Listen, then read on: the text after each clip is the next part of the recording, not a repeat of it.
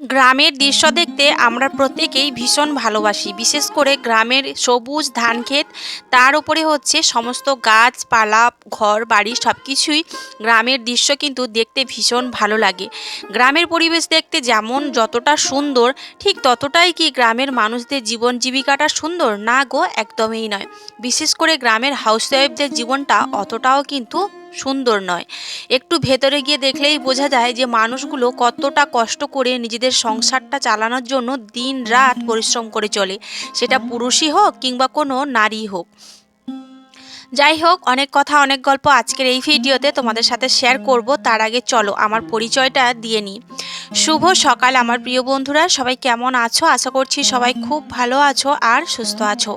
আমরাও না বেশ ভালো আছি। আমি টুম্পা, আমার নতুন একটা ব্লগে তোমাদের সবাইকে অনেক অনেক শুভেচ্ছা ও ভালোবাসা। আজকের দিনটা হলো রবিবার, আর ঘড়ির কাঁটায় এখন ওই সকাল 6টা মতো বাজে। কি হয়েছে বলো তো, এখন না শীতটা একটু বেশি করেই পড়ছে। যেহেতু এই অঘ্রাণ মাস চলছে, তারপরে পৌষ মাঘ, এই দুটো মাস 3টে মাস তো ভালোভাবেই ঠান্ডাটা পড়ে, মানে যেমন আমরা ঠক ঠক ঠক ঠক করে কাঁপতে থাকি।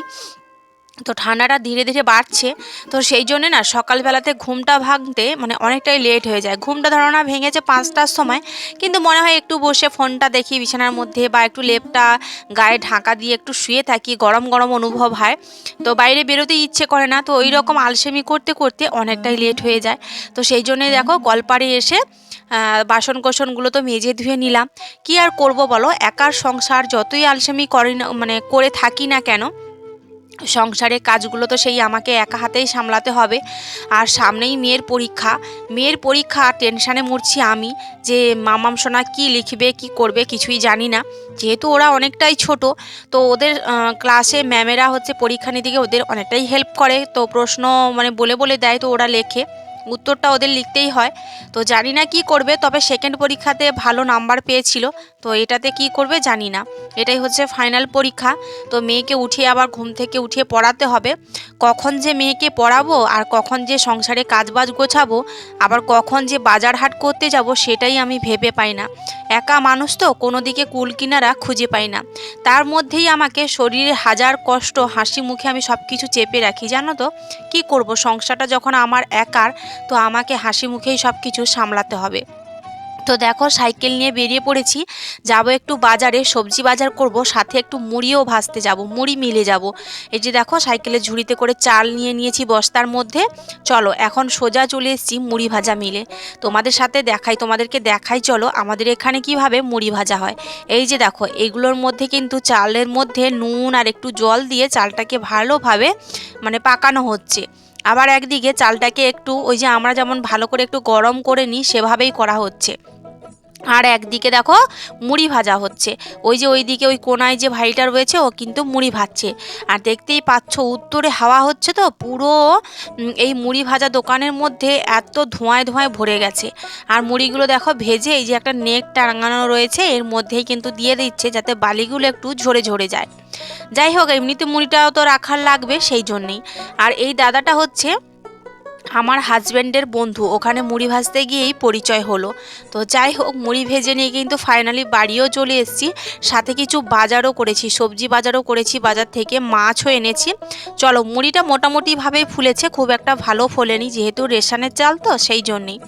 চলো মুড়িগুলো এখন ড্রামের মধ্যে ভরে নিই। এখনো পর্যন্ত সকালে জল খাবারটা খাওয়া হয়নি, জানো তো। তো সকালে জল খাওয়ার পান্তা ভাত আর কিছুই রাখিনি, জানি আমি বাজারের দিকে যাব, ফিরে আসতে অনেকটাই লেট হবে, সেই জন্যেই। তো মামাম খেয়েছে বিস্কিট, আর আমিও খেয়েছি একটা বিস্কিট, তো ওই খেয়েই রয়েছি।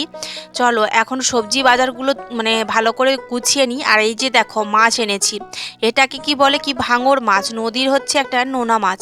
আর এই মাছটার দামও খুব একটা কম নয়। সাথে এনেছি 100 গ্রাম চিংড়ি মাছ। অনেক দিন ধরে ইচ্ছে করছিল, জানো তো, পুঁই মিচড়ির একটা তরকারি বানিয়ে খাবো, সেটা আর হয়ে ওঠে না। তো সেই জন্যই আজকে চিংড়ি মাছ আনলাম। সাথে দেখো কতগুলো সবজি বাজার করেছি, ফুলকপি, বেগুন, ধনেপাতা, টমেটো, পাতিলেবু, আলু, পেঁয়াজ, এই সমস্ত কিছু। আর বাড়িতে তো একেবারেই দেখতে পাচ্ছ ঝুড়িটা ফাঁকা ফাঁকা হয়ে গেছে, কিছুই ছিল না, ওই গোটা 5-6 আলু ছিল আর 2-3টে পেঁয়াজ ছিল, ব্যাস। তো সেই জন্যই দেখো এক ব্যাগ সবজি বাজার করে আনলাম। এটাই হচ্ছে গ্রামের হাউসওয়াইফদের জীবন, বুঝলে তো। আর একদিক দিয়ে প্রবাসী ওয়াইফদের জীবন, স্বামী বাড়িতে না থাকলে কতটা যে কষ্ট করতে হয় একটা বাচ্চা নিয়ে এই সমাজে বেঁচে থাকতে হলে। শুধু কি আর সংসারের কাজবাজ, আরও কিছু অনেক সংসারে আরও অনেক ঝামেলা থাকে, যেগুলো তোমাদের সামনে নিয়ে আসি না। যাই হোক, কাকে বলবো কার কথা বলো, যারা আমাকে ভালোবাসো, যারা আমাকে ভীষণ ভালোবাসো, তোমাদের তো কোনো মানে কথার জবাবই হবে না। তোমাদের মতো ভালো মানুষ এই পৃথিবীতে হয় না। যারা অনেকে রয়েছে আমাকে খারাপ চোখেও দেখে, কিন্তু জানি না কেন দেখে, তবে আমার ইউটিউবে কোনো বন্ধু বান্ধব নয়, মানে তো ভালোবাসার মানুষ নয়। আমাদের এখানকার কিছু মানুষ রয়েছে যে বউ মানুষে বাজারে যায়, তাহলে তোমরাই বলো, আমার হাজব্যান্ড যদি বাড়িতে না থাকে তো আমি কি খাবো না, না আমার মানে সুবিধা অসুবিধায় আমি বাজার হাট করব না? মানুষ যে কি মানে যারা ছোট মনের মানুষ হয় না, তাদের নজরটাই এরকমই ছোট হয়।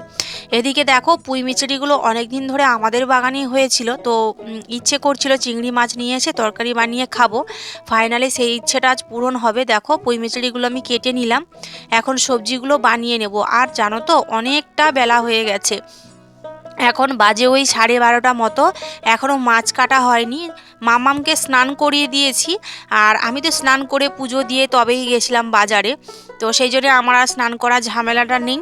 আর এখন সবজিগুলো কেটে নিচ্ছি, তারপরে মাছটা কেটে ধুয়ে একেবারে নিয়ে এসে তারপরে রান্নাটা বসাবো। এদিকে খিদের জ্বালায় আমার পেটের মধ্যে যেন ছুঁচো ডন মারছে, কি আর করব বলো। ভাবছিলাম দুটো বিস্কিট খেয়ে জল খাবো, সেটাও সময় হচ্ছে না। চলো সবজিগুলো কেটে নিই। এরপরে দেখো সবজি কাটাকুটি করে মাছগুলো কেটে ধুয়ে নুন হলুদ মাখিয়ে নিচ্ছি। এই যে দেখো 100 গ্রাম চিংড়ি মাছ, দেখেছো কতটুকু হয়েছে। আর এই হচ্ছে সেই ভাঙর মাছ। এই মাছটাই প্রথম আমার জীবনে আমি প্রথমবারই খাবো, তাও আবার তোমাদের দাদাভাইকে ছাড়া। তোমাদের দাদাভাই না মাছ অনেক দিন ধরে ওখানে খেতে পায় না, কারণ ওই যে মুম্বাইতে ওরা থাকে তো, আর ওই কী সব মাছ ওঠে ওগুলো ওরা পছন্দ করে না। আর ছুটি থাকলে মাঝে মধ্যে চিকেন নিয়ে এসে খায়, এটাই যা। আর ওকে ছেড়ে এইসব মাছ টাছ খেতে না ভীষণ কষ্ট লাগে। কি করব বলো, আমরাও তো মাছ না খেয়ে থাকতেই পারছি না। আমি না খেলেও আমার বাচ্চাটাও তো খেতে চাইবে, তাই না? তো সেই জন্য দেখো মাছের মধ্যে নুন হলুদ মাখিয়ে নিয়ে মাছগুলোকে ভেজে নিয়েছি। আর আজকে যেহেতু পুঁই মিচড়ি তরকারি বানাবো, দেখো আলু বেগুন আর পুঁই মিচড়ি দিয়ে চিংড়ি মাছ টমেটো আর পেঁয়াজ কুচি দিয়ে ভালো করে দেখো আমি পুঁই শাকটাকে ভালো করে কষিয়ে নিচ্ছি। এরপরে এর মধ্যে চিংড়ি মাছ দিয়ে দেবো। আর এই পুঁই শাকের তরকারি খেতে না ভীষণ ভালো লাগে, বিশেষ করে শীতকালে পুঁই মিচড়ির তরকারিটা দারুণ লাগে। যাই হোক, এদিকে দেখো আমার পুঁই শাকের তরকারিটা কিন্তু প্রায় রেডি হয়ে এসছে। আর কি বলবো তোমাদের, খেতে যা অসাধারণ হয়েছিল, তোমাদের দাদাভাই থাকলে আরও বেশি মজা হতো খেতে। যাই হোক, এদিকে দেখো পুঁই তরকারিটা তো হয়ে গেছে। এখন আমি ওই ভাঙর মাছের তরকারিটা বানাবো, সেই জন্যে আলু আর একটু বেগুন কেটে নিয়েছি। আর 2 বেলার রান্না একবারেই করে নিচ্ছি, কারণ অনেকটাই তো বেলা হয়ে গেছে। রাতে আবার রান্না করব, এই একা মানুষ কতবার রান্না করব বলো তো, ভালোই লাগে না। সেই জন্যে দেখো একেবারেই রান্না করে নিচ্ছি, আর একটু বেশি বেশি করে সবজিও কেটেছি। এদিকে দেখো আমার বেগুন আলু তরকারিটা ফুটে এসছে, সেই জন্য দেখো ভাঙর মাছগুলো আমি এর মধ্যে দিয়ে দিচ্ছি। আর এই মাছের তরকারিটা খেতে যা অসাধারণ হয়েছিল কি বলবো তোমাদের, সত্যি মানে জীবনে প্রথমবার খেলাম, তবে এই মাছের স্বাদ যে এত ভালো লাগে সেটা আগে জানতাম না। যাই হোক চলো, এদিকে রান্না বান্না করে খাওয়া দাওয়া করবো, তারপরে একটু রেস্ট করব। রেস্ট করার সাথে সাথে ফোনে ভিডিও এডিটিংয়ের কাজটাও করব। আর মামাম শোনা গেছে ওই বাড়িতে ওর ঠাম্মির কাছে, ওর ঠাম্মির সাথে কোথায় একটা নেমন্তন্ন বাড়িতে খেতে যাবে, সেই জন্য বাড়িতে আমি একাই খেয়ে নেব, তারপরে হচ্ছে ভিডিও এডিটিংয়ের কাজ করব। ফাইনালি ভিডিও টিডিও এডিট করে তারপরে কিন্তু সন্ধে ঘরের কাজ কমপ্লিট করে মেয়েকে এখন পড়ানো হয়ে গেছে। এখন সন্ধেবেলা দেখো মেয়ের সেই পুচকি বেলার জামাগুলো নিয়ে বসে পড়েছি। ওই যে সেদিন যে কাচাকুচি করে মিলেছিলাম সেগুলো আর ভাঁজ করা হয়নি। আসলে কি বলতো, এগুলো আমি পরম যত্নে তুলে রাখছি এই কারণে, কারণ মেয়ে তো আমার বড় হয়ে যাবে, ওর একদিন বিয়েও হয়ে যাবে, ও সংসারও করবে। কিন্তু আমি তো মা বলো, আমি তো কখনো এই আমার সন্তানের ছোট্টবেলাটা আমি আর ফিরে পাবো না। তখন আমি এই বৃদ্ধ বয়সে আমার মেয়ের এই ছোট্ট জামা কাপড়গুলো দেখে ওর ছোটোবেলার স্মৃতিগুলো আমি মনে করব, আর তাতেই আমার অনেক সুখ শান্তি হবে, তাই না বলো? যাই হোক চলো জামা কাপড়গুলো ভাঁজ করে নিই, আর রাতের খাওয়া তো রয়েছে, দুপুরের রান্না বান্না। সেগুলোই খাবো। তো আজকে ব্লগটা এখানেই শেষ করছি। ভিডিওটা যদি তোমাদের ভালো লেগে থাকে অবশ্যই ভিডিওতে একটা লাইক কমেন্ট শেয়ার করে দিও। আর যারা এখনও চ্যানেলটা সাবস্ক্রাইব করোনি তোমরা চ্যানেলটা সাবস্ক্রাইব করে আমার পাশে থেকো, আর পাশে থাকা বেল বাটনটা অবশ্যই প্রেস করে দিও, তাহলে সবার আগে ভিডিও নোটিফিকেশানগুলো তোমাদের কাছে পৌঁছে যাবে। গতকালকের ভিডিওতে চুমকি আমাকে কমেন্ট করেছে, তোমাকে এই সমস্ত খারাপ খারাপ কথা কারা বলে গো? আর বলো না চুমকি বোন, মানুষের তো আর অভাব হয় না গো। আমাদের এখানে আশেপাশে মানুষের এতটা ছোট নজর, কি বলবো তোমাদের। কি আর করব বলো, ওদের তো মুখ আমি বন্ধ করে রাখতে পারি না। ওরা যাই বলছে বলুক। যে আমার ভালোবাসার মানুষ, যে আমাকে বিশ্বাস করে, আমাকে ভালোবাসে, তার বিশ্বাস আমি কখনো হারাইনি, তো তার কাছে আমি ভালো। আর কে কি বললো তাতে আমার কিচ্ছু যায় আসে না। নিশা রায় কমেন্ট করেছে, দিদি ভাই ফার্স্ট লাইক দিয়ে ভিডিওটা দেখা শুরু করলাম, খুব ভালো হয়েছে। দিদি ভাই যারা বাজে কমেন্ট করে তাদের মনোবৃত্তিটা সত্যি খুব খারাপ। তুমি সোনামা দাদাভাইকে নিয়ে খুব ভালো থেকো। পান্তা ভাত দেখে আমারও খেতে ইচ্ছে করছে। ঠিক বলেছো, পান্তা ভাতটা সত্যিই খেতে ইয়াম্মি হয়েছিল। তো চলো, তোমাদের এত সুন্দর সুন্দর কমেন্ট দেখে না সত্যি আমার ভীষণ ভালো লাগে, আর আমার ভিডিও করার এনার্জিটা অনেকটাই বেড়ে যায়। তো চলো বন্ধুরা, জামাগুলো দেখো প্রায় ভাঁজ করা শেষের দিকে, আর মামাম সোনাও বসে বসে দেখছে ওর ছোট্টবেলার জামাগুলো। আবার তো অনেকবার জামাগুলো পরেও নিয়েছে, আর কিছু কিছু জামা তো ওর গায়ে হচ্ছেই না, সেই জন্যে ও আবার কান্নাও করছে। এত ছোট্টবেলার জামা ওর গায়ে কি হয় বলো তো, সেটাও বোঝেই না, সেজন্য কান্না করে। আর এই যে লাস্টে যে জামাটা ভাঁজ করছি দেখতে পাচ্ছ, আমার মেয়ে যখন 2 বছর বয়স ছিল তখন আমার বাবা আমার মেয়ের বার্থডেতে এই জামাটা গিফট করেছিল। চলো, জামাগুলো তো এখন ভাঁজ করে নিয়েছি, এখন রাতের খাবার আমরা খাওয়া দাওয়া করব, তারপরেই কিন্তু বিছানা করে ঘুমোতে যাব। তো চলো, আজকের ব্লগটা এখানেই শেষ করছি, দেখা হবে নেক্সট ব্লগে।